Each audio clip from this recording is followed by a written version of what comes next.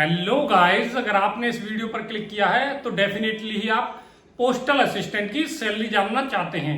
नमस्कार दोस्तों, स्वागत है आपका पोस्ट ऑफिस के सबसे भरोसेमंद चैनल पोस्टल जानकारी में। तो दोस्तों, जैसा कि आप सभी को पता है, हाल ही में एसएससी सीजीएल 2024 का रिजल्ट आया है, जिसमें बहुत सारे कैंडिडेट पोस्टल असिस्टेंट और सॉर्टिंग असिस्टेंट के पद पर पोस्ट ऑफिस में चयन हुए हैं। तो दोस्तों, हर कैंडिडेट का सपना होता है कि आखिर उसको कितनी सैलरी मिलेगी। तो दोस्तों, इस वीडियो में हम पोस्टल असिस्टेंट की सैलरी के बारे में डिस्कस करने वाले हैं, क्योंकि दोस्तों हाल ही में पोस्टल असिस्टेंट का सर्किल एलोकेशन सभी का हो चुका है।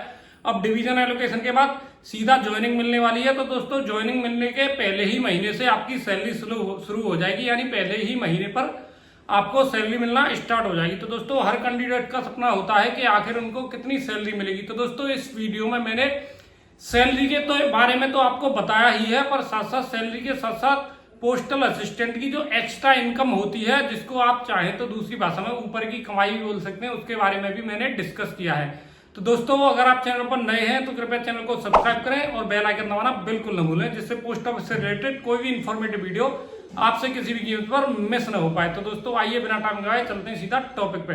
तो दोस्तों, सबसे पहले बात करते हैं पोस्टल असिस्टेंट की सैलरी की। तो पोस्टल असिस्टेंट की जॉब दोस्तों 2400 ग्रेड पे की जॉब रहती है, जिसमें आपको 25,500 रुपए बेसिक पे मिलता है, जिसमें आपका अभी हाल फिलहाल 53% आपका डीए चल रहा है। तो 53% के हिसाब से आपका 13,515 रुपए के करीब अलाउंस मिलेगा आपको। इसके बाद आपको एचआरए मिलेगा, टीपीए मिलेगा, डीए और टीपीए मिलेगा।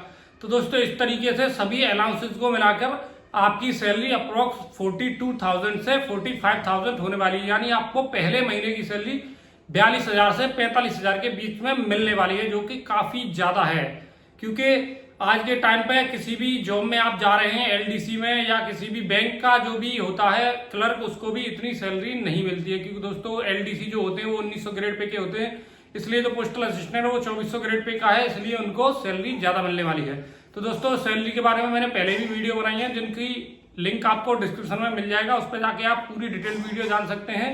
अब बात कर लेते हैं गाइस पोस्टल असिस्टेंट की एक्स्ट्रा इनकम जो होती है। तो दोस्तों, पोस्टल असिस्टेंट की वैसे तो कोई एक्स्ट्रा इनकम नहीं होती है, पर डिपार्टमेंट ही उनको इंसेंटिव के तौर पर एक्स्ट्रा इनकम देता है, जो कि उनकी सैलरी से अलग मिलती है। उसमें उनका सैलरी में कोई रोल नहीं रहता है। मान लीजिए आपको सैलरी 47,000, 42,000, 45,000 मिल रही है, तो जो आपकी एक्स्ट्रा इनकम है वो सैलरी से बिल्कुल अलग होकर मिलेगी, सैलरी से उसका कोई भी लेन देन नहीं है। तो दोस्तों, हम स्टेप बाय स्टेप जानते हैं कि आपको सैलरी के साथ साथ कितनी एक्स्ट्रा इनकम और किस किस मोड में मिल सकती है। तो दोस्तों, सबसे पहली बात करते हैं।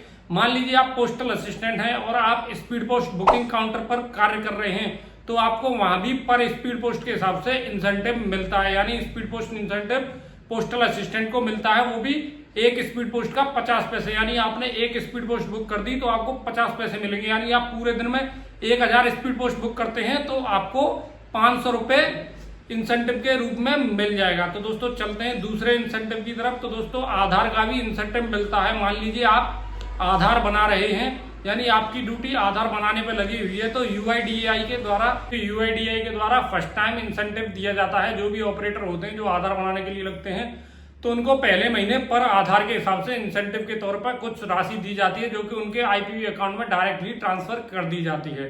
तो दोस्तों, चलते हैं तीसरे इंसेंटिव की तरफ। मान लीजिए आप पीएलआई एजेंट बन गए, यानी आपने पीएलआई का कोड अपना बनवा लिया है। तो आप जितने भी लोगों की पीएलआई पॉलिसी करते हैं, जो कि एक इंश्योरेंस स्कीम है, तो पीएलआई पॉलिसी जिन लोगों की आप करेंगे तो उसके हिसाब से भी आपको फर्स्ट ईयर प्रीमियम पर 10% मिलता है। मान लीजिए आपने 1 लाख प्रीमियम की पीएलआई कर दी, यानी जिस व्यक्ति की आपने पीएलआई करी है उसकी प्रीमियम 1 लाख है, तो आपको सीधे सीधे 10,000 रुपए मिलेंगे। तो दोस्तों, इसमें आपको बता दूं कि जरूरी नहीं कि आप इकट्ठी 1 लाख की ही करो। मान लीजिए आप जितनी भी पीएलआई कर रहे हैं, उनका जितना भी फर्स्ट ईयर प्रीमियम डिपॉजिट हो रहा है, उसका 10% इंसेंटिव के रूप में आपको मिल जाएगा। तो दोस्तों, कितना अच्छा यहाँ पर आपको इंसेंटिव देखने को मिल रहे हैं।